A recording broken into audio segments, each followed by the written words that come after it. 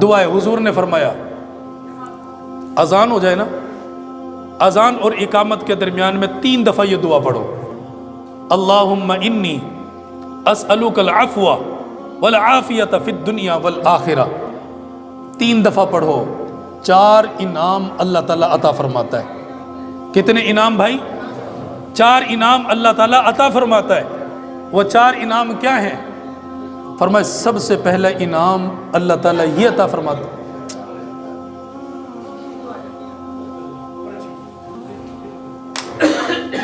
4 انعام اللہ تعالیٰ عطا فرماتا ہے۔ وہ 4 انعام کیا ہیں؟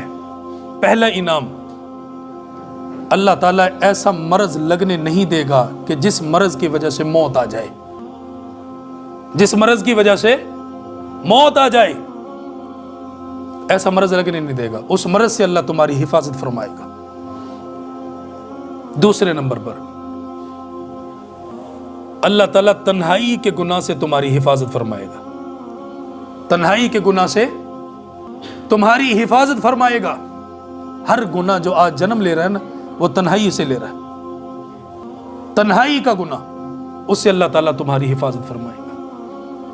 تیسرے نمبر پر ارشاد فرمایا ظالم کو اللہ تعالیٰ کبھی بھی تمہارے اوپر مسلط نہیں ہونے دے گا۔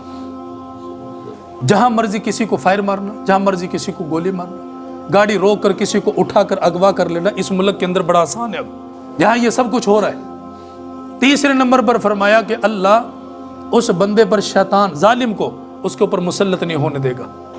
اور چوتھے نمبر پر ارشاد فرمایا جو ہمارا سب سے بڑا مسئلہ ہے، جو ہمارا سب سے بڑا مسئلہ ہے وہ کیا ہے؟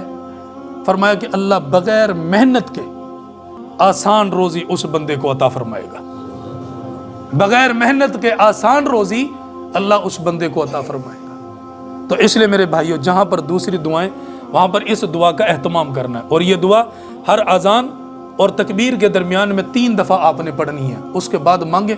میں دیکھتا ہوں حالات کیسے نہیں بدلتے، زندگیاں بدلتی ہیں، زندگیوں کا رخ بدلتا ہے، لیکن اس وقت جب اللہ کے سامنے بندہ کھڑے ہو کر عاجزی کرے، اس وقت بدلتا ہے۔